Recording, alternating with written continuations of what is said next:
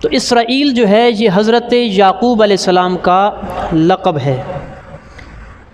یہ عبرانی زبان کا لفظ ہے۔ اسرا کا مطلب عبد اور ایل کا معنی اللہ، تو اسرائیل کا معنی جو ہو جائے گا وہ کیا ہوگا؟ عبد اللہ، ٹھیک ہے۔ تو بنی اسرائیل کو ایسے بھی کہا جا سکتا ہے، یا بنی یعقوب، اے اولاد یعقوب، مخاطب کیا جا سکتا تھا، لیکن اللہ تعالیٰ نے کہا یا بنی اسرائیل، اے بنی اسرائیل، اے اللہ کے بندے کی اولاد۔ تو یہ کون لوگ تھے؟ یہ یہودی تھے۔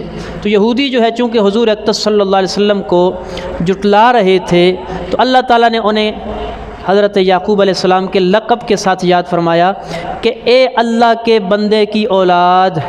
جب کوئی بندہ شرارت کر رہا ہو نا، تو آپ اس کو اگر اس طرح اچھے لقب کے ساتھ پکارے نا، اس کو تھوڑی سی شرم آ جاتی ہے۔ تو یہود کو شرم دلانے کے لیے اللہ تعالیٰ نے یہ لقب